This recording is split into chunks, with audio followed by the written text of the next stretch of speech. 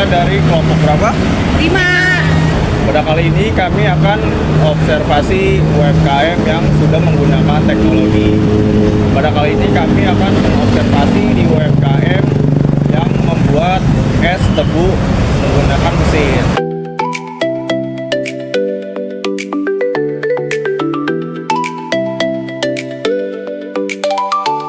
Oke guys, sekarang kita udah sama pemilik es tebunya. Mohon izin perkenalkan, nama abang siapa? Nama saya Tauhid Khairi.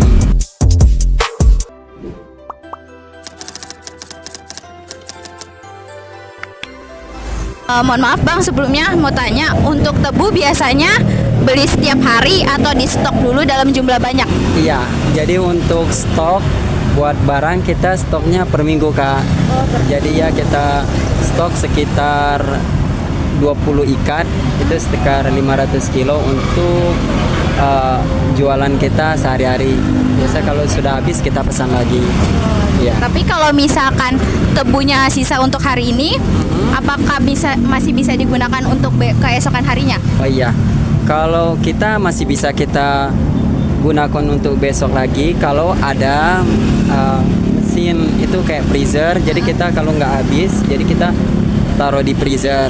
Nah nanti bisa kita jual kembali besok. Tapi kalau kita nggak ada, terpaksa kita harus buang karena besoknya sudah basi gitu. Oh, berarti emang sebenarnya harus ada tempat penyimpanannya gitu ya. Iya, Kalau misalkan di luar ruangan, dia tidak bisa digunakan untuk besoknya. Betul. Karena basicnya bahannya alami ya. Jadi kita harus ada freezer buat ngamanin tebunya gitu.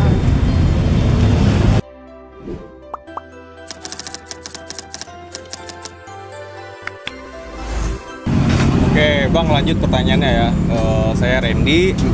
Kali ini saya mau tanya nih Bang, kalau misalnya untuk proses penggilingannya sendiri, apakah langsung digiling banyak atau menunggu ada pembeli terlebih dahulu? Kadang kita menentukan kondisi ya. Biasa karena pagi biasanya kita gilingnya nggak terlalu banyak karena biasanya kan orang permintaan konsumen itu belum terlalu banyak karena biasanya minuman es itu maunya di terik-terik yang panas ya. Jadi kita stoknya waktu yang sekitaran siang hari kita stok punya banyak. Tapi ketika pagi kita tidak terlalu stok ya. Kalau ada yang beli baru kita giling. Tapi kalau menjelang siang hari itu sudah terik banget ya. Jadi permintaan konsumen itu sudah banyak. Jadi kita stok lumayan banyak. Itu aja ya. Berarti kalau untuk siang-siang abangnya nyetok dulu ya, Iya, buat betul. langsung dijual ya? Betul. Karena permintaan banyak, takutnya ada antrian pembeli, jadi kita langsung sigap ya. Jadi kita stok air tebunya, jadi ada yang beli kita langsung kasih gitu. Oke, lanjut ya Bang ya, pertanyaan kedua ya. Kira-kira dalam sehari itu abangnya bisa giling kira-kira berapa batang tebu? Oh, untuk berapa batang tebu ya saya nggak bisa hitung ya. Jadi saya bawa biasanya per ikat.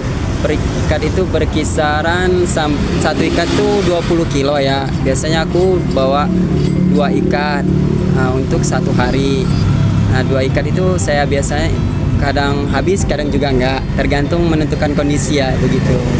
Jadi sekitar 50 kiloan lah sehari gitu. Untuk Sehari habis. 50 kilo ya? Oke Bang.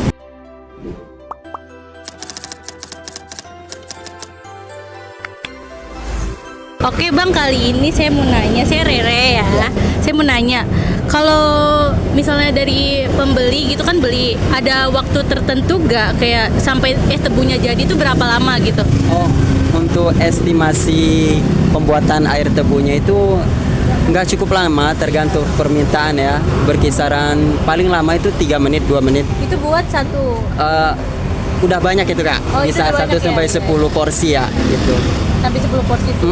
Untuk persiapan prepare-nya nggak terlalu lama, 1 sampai 3 menit udah cukup. Karena itu juga mendadak juga kan bikinnya, tapi Iya. nggak lama. Nggak lama. Oke, thank you Bang.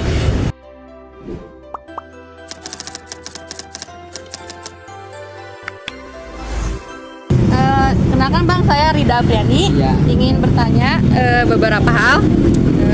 Apakah pernah ada hasil gilingan yang rasanya kurang sesuai? Kalau ada, biasanya bagaimana penanganannya? Oh iya. Jadi kadang ya benar untuk produknya juga kadang-kadang kita nggak selalu konsisten ya baik secara kualitas gitu ya. Cara penanganannya kita langsung dari bahan bakunya kita lihat ada kalau misalnya ada terjadi pembusukan jadi langsung kita cut, langsung kita buang, tidak kita masukkan ke penggilingan.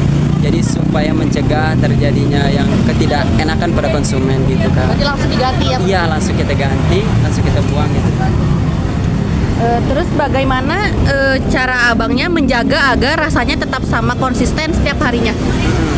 Untuk rasanya tetap optimal, konsisten, kita tentunya disesuaikan dengan kebutuhan konsumen dan kita juga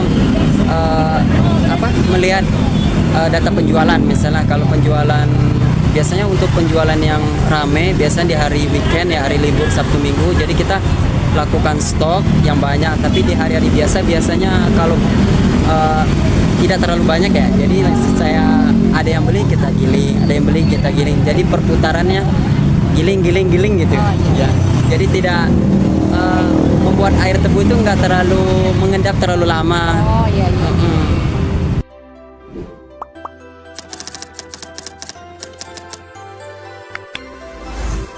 Perkenalkan saya Rianti ini Bang. Saya mau nanya, nah untuk pembelian tebunya sendiri ini apakah abangnya ada khusus beli di orang atau emang di mana aja gitu belinya? Oh iya. Jadi untuk belanja tebunya ini kita pakai supplier Kak. Suppliernya itu sendiri dari Kediri.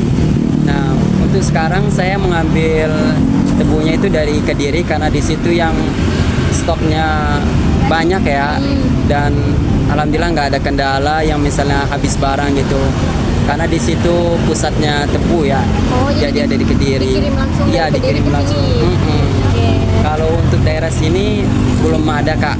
Maksudnya habis gitu ya, nggak mencukupi kebutuhan kita begitu.